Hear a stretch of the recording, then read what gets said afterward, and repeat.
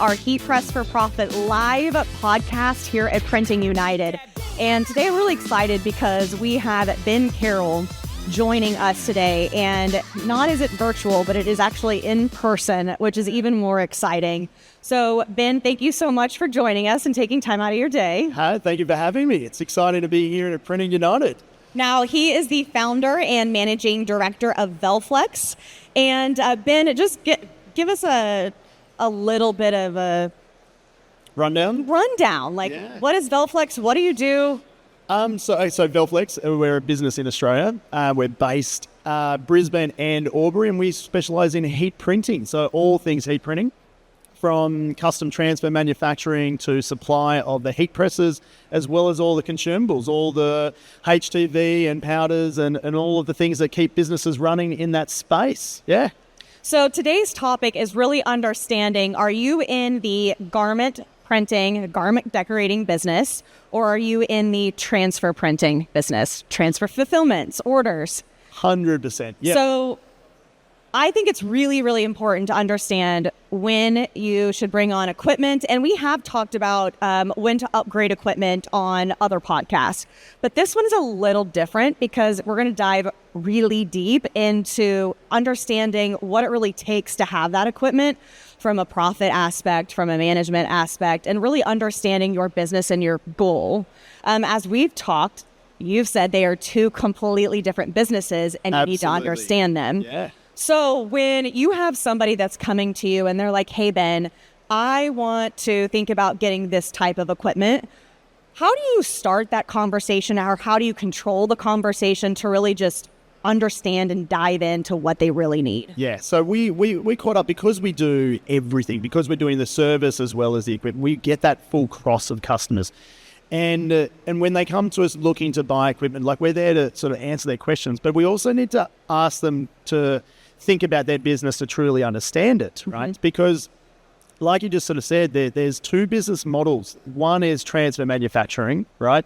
And that takes, it's scientific, it's technical, it's machine operation, it's knowing inks and how things work, and it's manufacturing, right? And that's a real process-driven sort of business model. And then there's garment decoration, which is the actual fulfillment. That's the customers walking in the door, wanting to choose something. It's about fashion, it's about uniforms, it's where do you want placement and things like that, and artwork, but it's about providing a solution to a customer, right? So two very different business models. And what we find with our customers over the years of HTV, there's been eco-sol transfers, obviously. So wide format, you can cut colored vinyl out as well using a cutter. So like very accessible printing techniques and ways to produce transfers. And we find often businesses who sell the garments often feel like they have to have the transfer manufacturing in-house as well to offer that sort of service. We can't decorate garments unless we produce the transfers. And so when we have customers coming to us to either upgrade or wanting to get into it, we ask them, what sort of business model have you got, right? Because that dictates the type of equipment that they'll buy as well. And we ask them, where do you make your profit? Is it in garment decoration and you want to sell more T-shirts, more garments, that sort of thing, and it's about service and customer service and all works? And if it is, then we ask them, what sort of space do you have? And when we start asking the questions around their business model, sometimes, and we've got some customers who have actually decided not to go ahead with transfer manufacturing equipment because they've realized, hang on, I could spend have that space and use that space so much better to sell more T-shirts, to sell more decorated apparel, maybe set up an extra heat press so that they could actually do more decorating of garments, right? So if you're not producing the transfers, all of a sudden you can focus on customizing people's uniforms, which is where they're making much bigger margins, right? So we've got businesses who have chosen to get out of the transfer manufacturing because there's services now, like we're a service-based business as well, just like Transfer Express in the States, like you can buy those transfers and get them into your business. And it opens you up to the full range of transfers as well. So you're not just restricted to what you're doing in-house. As a business supplier, they can do it all. We ask our customers, what's their business model? Where do they make their profit? So that we can not only just answer their questions and help them buy what they think they want, we can actually help them shape what their business model should be so they can understand it better. Because sometimes they just need those questions asked. Otherwise, they get caught up in the hysteria of fear of we're going to miss out or be left behind unless we have everything. Where do you think the stigma came from in terms of I am decorating garments, right? Or headwear, whatever, accessories, that I also have to have the equipment to make those transfers that I'm decorating? Where did the stigma come from that you must have the equipment versus just the, application? Look, I think it's a fear of missing out. It's a fear of of being left behind, right? Now, you've got to remember, the transfer manufacturing, unlike screen printing, unlike embroidery, is such an accessible process. Like, you can buy a cutter for, $1,000, right? You can buy a cutter that's going to produce weeding transfers, HTV transfers, that are as good as any commercial application, right? You can buy now... EcoSol, you could buy a BN20 from Roland, which is a desktop model, and very accessible, good commercial product. And obviously now we're talking DTF, and DTF from little sheet-fed, little Epsons, which are converted right up to much bigger units. Now, I'm not necessarily saying that's the way people should go and jump into some of these machines, right? But they're accessible. And they're everywhere, and they're being talked about, right? Social media plays a big part. People see other people doing it. It's like, hang on, we've got to get onto this. Like, if we don't, we're going to be left behind. And that's where the stigma comes. Like, people are afraid of being left behind. They don't want their livelihoods depend on it, right? Their business success is paramount, to pay wages and to go home and feed children at night and all that sort of stuff. Yeah. So it's important to them, right? And they'll do often whatever it takes to stay ahead and current. But sometimes getting caught up in that is also a distraction from what they should be doing. So understanding your business model and where you make your profit is really important to go, okay, that is exciting, but I can service that a different way.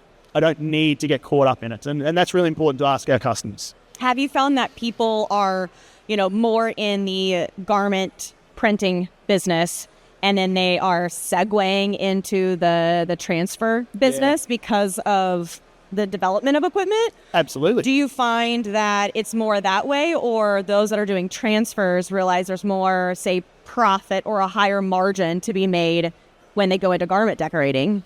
I feel like it's a lot more of the garment decorators and the garment suppliers going into producing transfers. I really feel it's going that way. And it's probably twofold. It's around the hype around we need to get in this, but also having a good supplier, right? So if you have a good relationship with the transfer supplier that can support you with that service base and it's fast turnaround and it's reliable, that sort of thing, then you don't have that need. But if you are buying transfers from another supplier that maybe not as reliable, may have let you down on an order, that sort of thing, yep. Or it then becomes a insurance policy. If I produce it in-house, we can manage that risk factor, I suppose.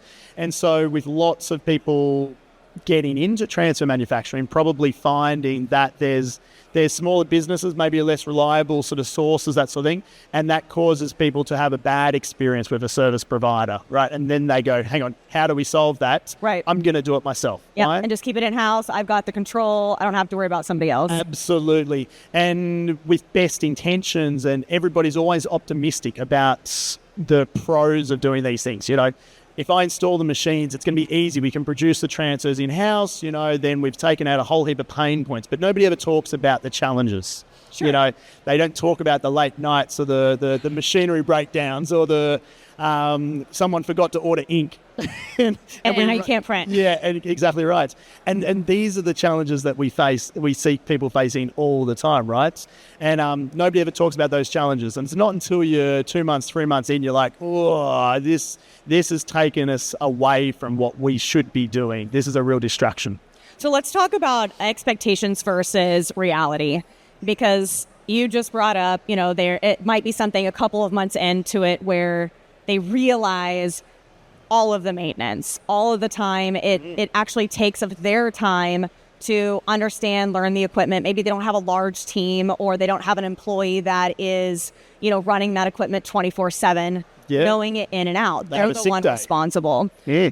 So how do you talk to somebody, or what are the questions that you ask, or how do you prepare them for really understanding, say DTG or sublimation or eco-solvent or even direct to film, and how they all differ? And And the expectation to maintain them. Yeah, so, and this is really important. Maintenance is such a big thing that people don't think about. But we ask them, do you have a printing department? Now, a lot of people think of heat transfer as something you just put in the corner. Mm-hmm. You know, we've got a spot. We've got a corner. Yeah. It's like, sure, you've got a corner. Great, awesome. No, if you're going to be producing transfers and do it properly, you need to think it's a printing department, right? And how are you going to manage your orders? How are you going to manage stock and inventory? What's the conditions of the room like? You know, that sort of thing. Ventilation, temperature, humidity, like all of these things are really important in long-term success for printing transfers, right? And so we start asking those questions, and they're often questions our customers have never thought of. What do you mean I need to think about the room conditions? The humidity. Yeah, whatever it is outside. It's the long term. There's a honeymoon period with buying any equipment, right? And it's when things stop working perfectly that problems create problems as well, and they start cascading, and then you've got a problem, so you don't use the printer as much, but then that causes it to not run as efficiently as it should, and then it gets worse and worse, right? So we always try to remind customers to make a decision around what business model they've got. And if they do go, we want to print transfers, well, then make sure it's a department. Make sure that you set it up properly, right? You've got to make sure that you've got staff, okay? And you've got to have multiple people trained on how to do it. You can't just have one point of failure, because that's a big one. We couldn't get that order of decorated garments out because the person who prints the transfers was sick for a couple of days, so we haven't been able to print anything. Which means your main profit center, which is actually the garment sale, couldn't happen because you had one person away, right? And they've got to understand the associated risks and downfall of printing your own transfers. Do you have a system to really kind of review all those points? I feel like there needs to be a pamphlet. Yeah. Like somebody's coming in and they're like, Ben, I want this. Well, please read this pamphlet and then come back and talk to me. Because there's just there's so much awareness to really what goes into it. And, you just said that you really recommend having at least 2 people understand that equipment, because if somebody's sick or down, then you lose not only that time, that day, but potentially that order. Yeah. Which could become a snowball effect, and then it just keeps going down, especially if they have equipment that is going to be off for a couple of days. Yeah, 100%. And then the maintenance of that. Absolutely. Like if you have a print head go down and you need to get a head replaced, like that could be days before a technician gets out to be able to replace a print head. And so what you're talking about now is one aspect of your business letting down another aspect of your business, right? And you need to understand that they require each other, right? Now, we're a transfer manufacturer, and we understand the challenges and the maintenance required of keeping these machines up, because we have our customers rely on us, right? Mm-hmm. So it's almost like we're a department for them. Yeah. And we understand, if we let them down, that's not just letting them down for the transfer sale type thing, but we might have let them down on a sale of 100 garments. Sure. For an event or something, which might be time-based, right? So if you're going to produce transfers in-house, you've got to look at that as 2 departments, and one department is critically reliant on the other one. Yeah. And you can make a lot of money out of supplying of garments. That's what a lot of our uniform shops are, right? It's all around the uniform. And that's the bigger piece of the pie. That's more important. So when you have somebody that walks in, so I know at the beginning you said that you really ask them about what type of business. You want to understand their business. When do you steer them away from buying that equipment and continuing to utilize you in transfers because you saw or heard a red flag and all you can see is potential road bumps or roadblocks, or really just knowing that they're going to get mad that they invested in that equipment? Hey, there we go. Now I don't need it, Vince. Thank you. Move it out. When do we so if we, and I'm not going to say like a mum and dad business or anything like that, but if we have somebody who's comes to us and they're not as technical around printing equipment, right? They're this is what everybody else is doing, and we want to buy one and learn how to do it, right? certainly owner-operators who don't have a team of people underneath them, right? They don't have staff that are dedicated to printing. Maybe they haven't been in printing before, sort of thing. Like, so they're just getting into it, or they're wanting to expand into that. So we've always just been a marketing company, promotional business, being the middleman, and we now want to get into the decoration side of things. So we're buying the heat press and we want to buy the printers. It's kind of like, maybe just let's stage this out. Let's phase this. Let's get a heat press first up, 100%, because then you can be decorating garments. You can control placement. You can control the actual logos, which ones on where, type sort of thing. You can control the garments themselves, right? So you can make sure that the right print on the right size, on the right color for somebody's order goes out. We would suggest that stage first. Get into decorating the apparel, because that's the first stage. Second stage would be the printing of the transfers. But again, if you are owner-operator, if you're doing it yourself, you're like trying to do the sales during the day, you then got to race down and you got to turn the printer on to do the printing of the transfers so that you can then do the application afterwards. Like, you're kind of taking on too much, and all of a sudden you're distracted. And that's what printing transfers really is that distraction from doing other more core purpose for your business, which is selling more garments. Like, that's the idea. Servicing customers, right? That's what your business should be about. And if you want to get into the decoration side of things, because hands down, I know that people want to protect the garment and control the garment placement, control where garments are going. Nothing worse than sending garments off to have somebody else print them. Sure. And you lose complete control. Yep. Right? We sent you 100 and only 95 came back. Sending them off, and when they're going to be printed, it's booked in for a week's time. You lose that control. So by having a heat press, you can really bring forward that decoration speed. You can deliver in a fast turnaround time, but you don't need to produce the transfers necessarily. That's definitely a different business model entirely. So it gets me thinking that if somebody is looking for another source, right? So they are already printing garments and they maybe have some type of equipment because that's what they needed at the beginning. That's what they wanted. Yep. And they are contemplating providing transfers for people. Yeah. What is your opinion on that versus investing more into sales and building orders? That way they can continue to grow that department versus starting to branch out into something else. Yeah. Look, we have people look at that, and especially those that, particularly the DTF space here right now, like people are buying DTF going, we'll buy DTF machines and we'll produce transfers for that garment decoration. But then they realize, hang on, to make a return on this machine, we need to be selling transfers as well, which that's a thing that they want to get into. Good on them. It's an entirely different business model, right? So we see it happening. Why? Because when you invest in technology, invest in equipment, you want to keep it running, right? So then people's business models shift and change, and we see it.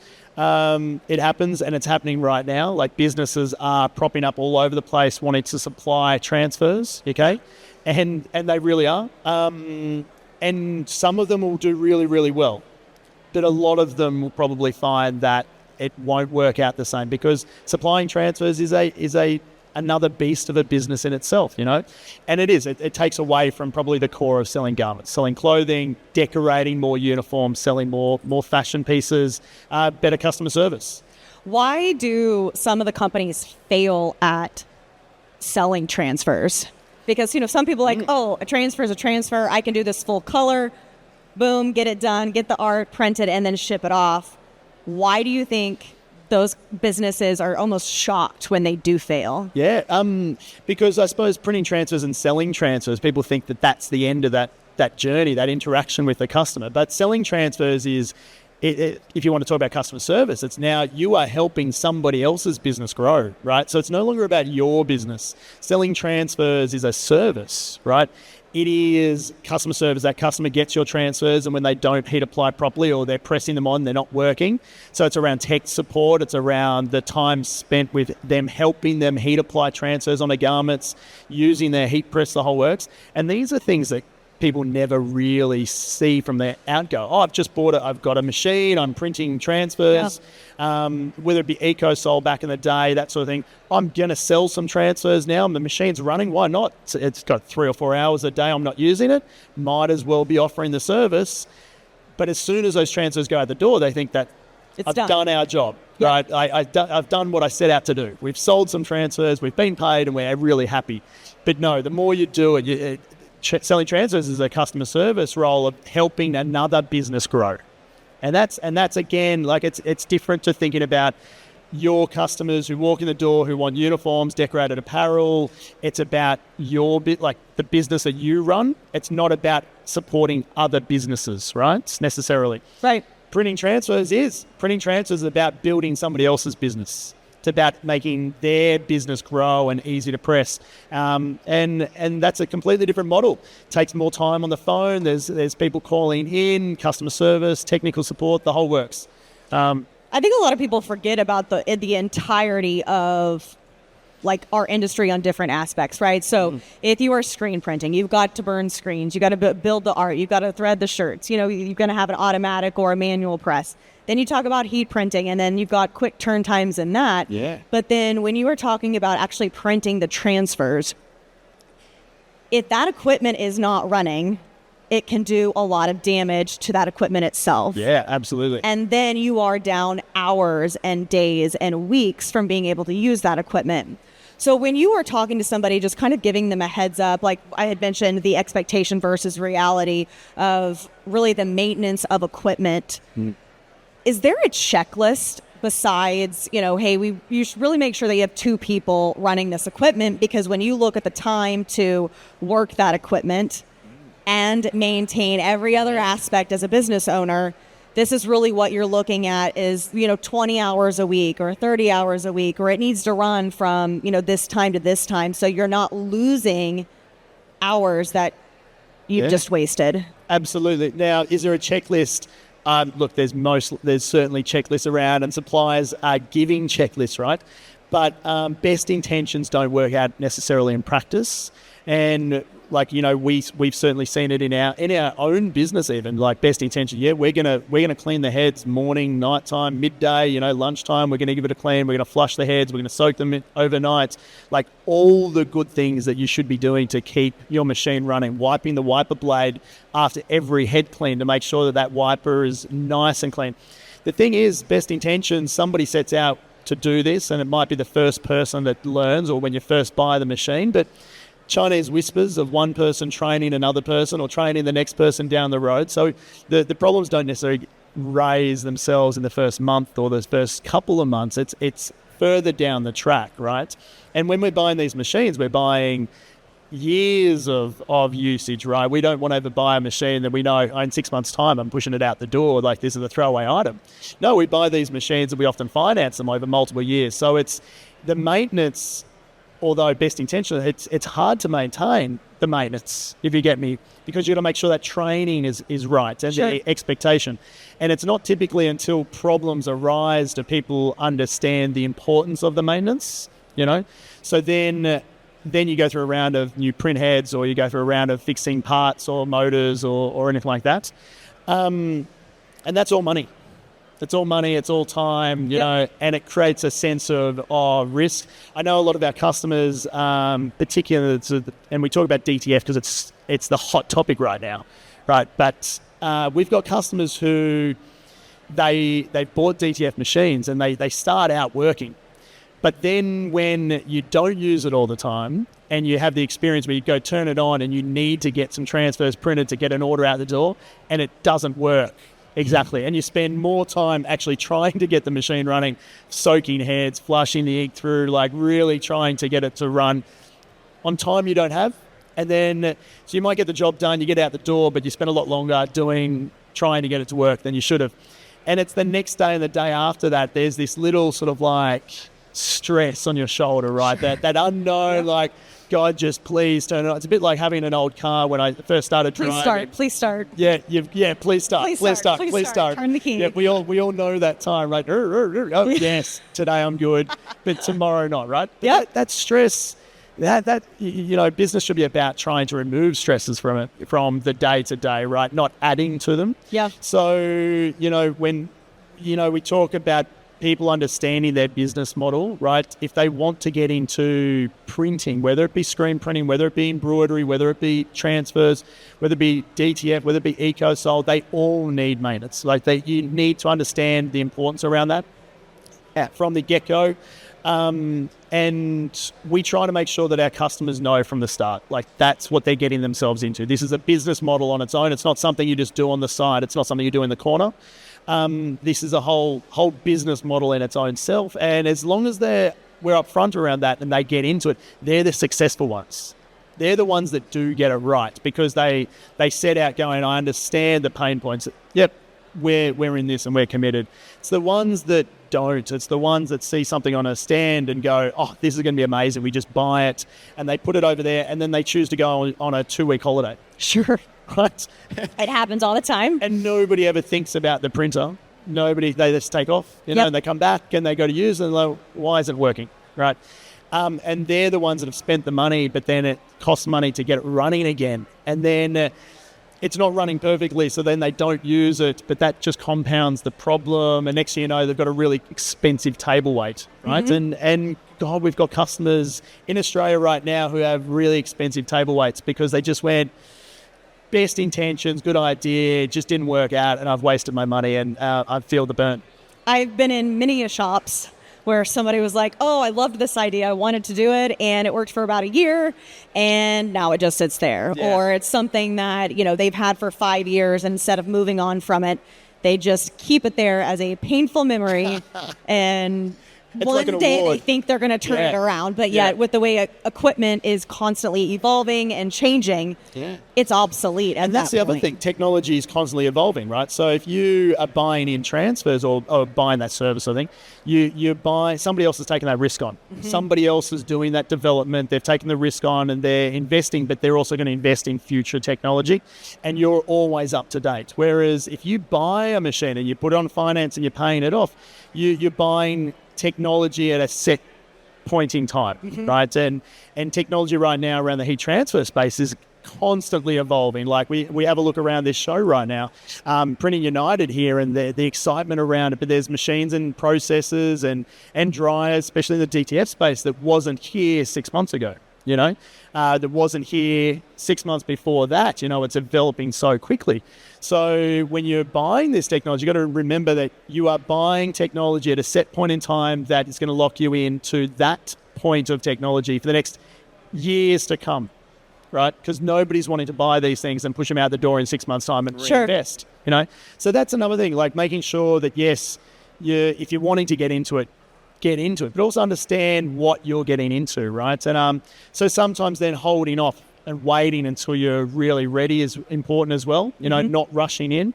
And as suppliers, we're just here to make sure that our customers are happy. Don't get me wrong, we want to sell machines, we want to sell consumables, we want that our business model is to sell product to our customers, but the worst thing that we can ever do is sell a problem, right? That's not what we want to do. We should be selling solutions that take stress out of their business, not add to it. Well, I mean, when you're selling somebody that solution, then you're building trust and loyalty with them to come back and really utilize you to answer those questions and know that you're going to put them in the right path or in the right direction versus, we just need this sale and we're going to get it done. When it comes to somebody looking at, okay, I've got a heat press and I know I want to add more. Let's talk about equipment and printing. Is there a piece of equipment that you recommend as a great kind of entry to be able to do custom transfers besides just a cutter? I was going to say the cutter every day of the week. Like, get yourself a cutter. Yep. So cost effective, straight in, you're doing good stuff, right? Sampling and the whole works. What else would you get into other than a cutter? All right. Something in the full color space. Yeah, especially since I feel like the way our merchandise is really kind of transformed is being able to do full color on garments. Yep. People want that ability, whether it is a 1 or 2 color, but they want to know that they could put 10 colors on a garment easy. Yeah. So look, and obviously when we're talking, if we're talking transfer space, right, the EcoSol transfer, although it feels a little yesterday, Sure. It feels like it's being done. It's still such a viable print solution, right? You can do the most amazing full color transfers with an EcoSol, right? Sure, there's cutting and weeding going on, but the films are mature. The ink tech is mature. The process is mature, so if I had somebody going, Ben, I'm just starting out, I've got my heat press, I've got my cutter, and I'm ready and I want to get into full color, pushing someone to go, let's go DTF, if they're not ready with a print department sort of thing, and you go, there's probably going to be problems here in the future. They're not going to maintain the machine as well as they really need to. They're not going to have the room set up as well as they need to. EcoSol would be, in all seriousness, is such a good, viable solution, and it's stable. Right, you can turn the machine off and leave it a week, go away for holidays, come back, and you know what? It works when you turn it on. It's like a cat. Yeah, takes care of itself. Exactly right. To a certain extent, right? Yeah, 100%. So yeah, I wouldn't be discounting EcoSol, right? And I'm not discounting that the films and things like that. Sure. It's still a great way to go, right? I know there's a lot of hype around DTF in the future, but there's nothing worse than buying problems and adding problems to your business. EcoSol is a solution that works, and it's been hugely viable and hugely successful for so many businesses for so long. I'd probably be working that angle. If somebody's wanting to get into full color and they're just wanting to dabble in that space, you got a BN20, which is your EcoSol. It's small, right? It's a desk unit. It's not producing the world's most number of transfers a day. It's not the fastest unit on the block, but its entry level point is relatively consistent with a basic DTF, like a really small DTF unit, and you can print damn good transfers. Not mixed media, but specialty transfers as Absolutely, well on that. Yeah. So I think that's another factor kind of to consider, is that it kind of opens the door for more. It's not just flat. It's not a flat one-dimensional media. So that was an excellent tip for somebody just kind of thinking about the next step for them. So as we wrap up, I always love to ask our guests basically tips or tricks or just a little piece of advice for somebody that does not know really what their business is and which direction they want to go. If they are not really understanding where their profit is or how much they can make by doing garments, they don't quite have that developed, but they're really wanting that equipment. What do you recommend to them to really break down and consider and analyze before they just go full force into it? They need how many garments they want to sell a day. I'd be really looking at how many garments do you want to sell? How many garments can you decorate a day, right? Because that, regardless of what, if you were to go into transfers and all like that, your bottleneck is going to be the number of units of clothing that you want to sell a day, right? Sure. And if you know what that number is, right, if you can work out and start with a heat press, you're not missing out on anything by going, we're going to get a heat press and we're going to just start, and for a couple of months just buy the transfers in, right? Get a feel for how many garments you can decorate, Am I doing 100 applications an hour? Sure. Or am I doing 20 an hour, right? And if you're only doing 20 an hour, how many hours a day do you want to be decorating uniforms and clothing? If you go, I'm only doing 20 an hour and I've got 4 hours a day to be doing decorating because the rest of my time has got to be in sales and marketing and seeing clients and doing proposals and mock-ups and all that sort of stuff. That's a total of 80 garments a day, right? You do not need to be printing your own transfers. If maximum is 80 transfers a day or 160 if it's front and back, give yourself a break, and you don't have enough hours in the day to also maintain a machine and keep the machine running. So where my tip and trick would be to think about how many garments you can decorate a day, press outs. And once you know how many you want to sell, how many orders, do you have a retail shop? Are people just walking in, or is this going to be online orders? And are the type of garments that you're going to be selling uniforms, where people buying batches of 10 or 20 or 30? It's Tony's mowing and he wants 20 front, 20 t-shirts, front and back. Yep. Or is it fashion? Is it one-offs? Yep. Right? The type of product that you're going to be selling will dictate how you want to get your transfers, whether in-house is really viable or you need to be able to have that flexibility of external. How many garments you can decorate a day, what's your business model in terms of, is it one-offs and fashion, that sort of thing, or is it uniforms, and how many units of clothing you want to be moving for your business to be viable, right? Because transfers, there's only dollars in transfers, right? Mm-hmm. Whereas there's tens of dollars in garments, right? And so that's the bigger player. That's where you have to focus first, focus on how many of those units you're going to be moving a day for your business model to be viable. And then work your way back there. And transfer manufacturing is one of those things that you would add on once you've got the rest of your business model sorted out. I love it. That's a great piece of information for people to take on multiple different fronts, not just buying equipment, but really understanding what your business is, how many orders, how many pieces, what type of garments you need coming in order to either obtain the type of salary you want or pay out or, in hiring employees. All of that is just extremely important. So guys, thank you so much for tuning in to our Heat Press for Profit podcast live here at Printing United. Ben, thank you so much for your time today. It was a pleasure, and I know we will definitely have you on again. Excellent. Thank you for having me. All right, bye. We'll see you later.